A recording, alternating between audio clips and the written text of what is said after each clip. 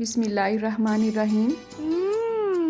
Tasty. जी हाँ, आज हम बनाएंगे बहुत ही tasty chicken wings tikka. Ramzan में ऑयली और तली हुई चीज़ें खा के अपनी तबीयत ख़राब मत करें। कुछ चटपटा और हेल्दी खाने को दिल कर रहा है ना, तो इस तरह से रेसिपी बनाएं जो कि चटपटी तो है ही, लेकिन उसके साथ साथ ये बहुत ही हेल्दी भी है आपके लिए। अफ्तार पार्टी इसके लिए बेस्ट है। आप देख सकते हैं बिल्कुल मक्खन मलाई की तरह इसकी बोटी है और बहुत ही जूसी है। ना तो हमने इसमें अवन को यूज़ किया है, ना तो हमें ग्रिल की ज़रूरत पड़ी है और ना ही हमने इसे फ्राई किया है। तो फिर कैसे रेडी करेंगे, और वो भी झटपट। चलें आज की रेसिपी का आगाज़ इस दुआ के साथ करते हैं कि अल्लाह आप सबका दस्तरखान सजाए रखे और हम सबको सेहत और ईमान का रिज़्क अता फरमाए। तो मैंने यहाँ पे लिए हैं 1 किलो चिकन विंग्स। इसे मैंने अच्छी तरह से धो लिया है। चिकन को प्रॉपर तरीके से कैसे वॉश करते हैं इसकी रेसिपी का लिंक आपको डिस्क्रिप्शन बॉक्स में मिल जाएगा। यहाँ पे मैंने लिया है 1.5 चम्मच नमक, 1.5 चम्मच ही सुरख मिर्च का पाउडर, आधा चम्मच हल्दी पाउडर, आधा चम्मच ही ज़ीरा पाउडर, आधे चम्मच से थोड़ा सा ज़्यादा खुश्क धनिया पाउडर,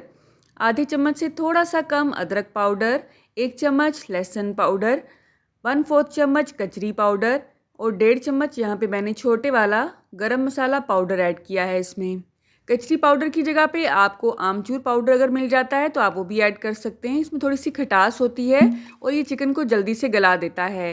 1.5 चम्मच यहाँ पे मैंने लेमन जूस ऐड किया है। साथ ही साथ इसमें ऑयस्टर सॉस ऐड करेंगे। ये नहीं है तो आप स्किप कर सकते हैं। इसका टेस्ट तकरीबन सोया सॉस जैसा होता है, बस ये थोड़ी सी थिक होती है उसकी निस्बत। 1 चम्मच छोटे वाला मैंने ऐड किया है। इसी तरह से 1 चम्मच यहाँ पे चिली सॉस ऐड किया है और डार्क वाला सोया सॉस है मेरे पास। अगर आपके पास रेगुलर है तो आप वो भी ऐड कर सकते हैं। ये भी छोटे वाला 1 चम्मच ही मैंने ऐड किया है। ऑलिव ऑयल का भी 1 से 1.5 चम्मच छोटे वाला मैंने इसमें ऐड किया है। आप कोई सा भी ऑयल ले सकते हैं, ऑयल को स्किप भी कर सकते हैं। ये रेसिपी ऑयल के बगैर भी बहुत टेस्टी बनती है। जो लोग डाइट पे हैं उनके लिए ये बेस्ट है। आप चाहें तो इसे बोनलेस चिकन से भी रेडी कर सकते हैं। तमाम अज्जा को हमने अच्छी तरह से मिक्स कर देना है। आप चाहें तो इसमें दही भी ऐड कर सकते हैं, 2 से 3 चम्मच। बस अब जितना ज़्यादा आप इसे मैरिनेट करेंगे ना, उतना ही टेस्टी आपके चिकन टिक्का विंग्स बन के रेडी होंगे। इसे हमने कवर करना है और फ्रिज में रख देना है तकरीबन 1 से 2 घंटे के लिए। आप फ़ौरन भी बनाएंगे तो बहुत टेस्टी बनते हैं, लेकिन मैरिनेट कर दें तो ज़्यादा अच्छा है। अब यहाँ पे तकरीबन 1 से 1.5 घंटा हो चुका है। इसे हमने अनरैप करना है और कढ़ाई में ऐड कर देना है।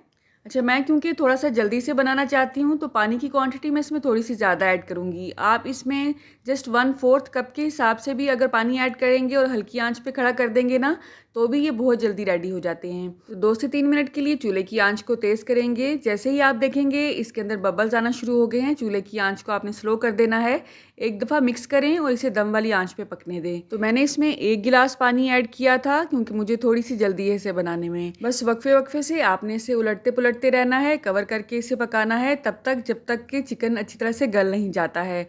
जब भी आप देखेंगे कि चिकन अच्छी तरह से गल चुका है, चूल्हे की आंच को आपने तेज़ करना है और इसका पानी खुश्क करना है जितना आप खुश्क करना चाहते हैं।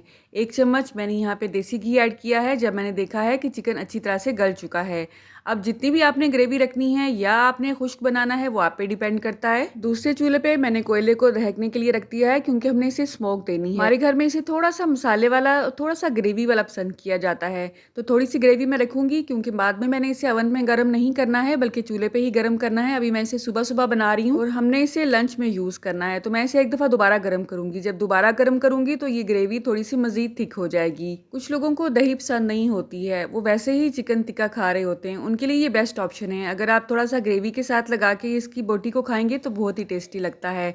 कोयला अच्छी तरह से दहक चुका है। दूसरे हाथ में ढक्कन रखें और ऑयल डाल के फ़ौरन ढक्कन को बंद कर दें। 5 से 7 मिनट के बाद जब आप ढक्कन खोलेंगे तो अल्हम्दुलिल्लाह पूरा घर इसकी खुशबू से महक उठेगा। खाते हुए बिल्कुल ऐसा ही लगेगा जैसा कि आप बारबेक्यू चिकन विंग्स खा रहे हैं। एक और ज़रूरी बात, कोयले को अच्छी तरह से दहकाना बहुत ज़रूरी होता है। अगर आप कच्चा कोयला ही रख देंगे उसकी खुशबू अच्छी नहीं आती है बिल्कुल।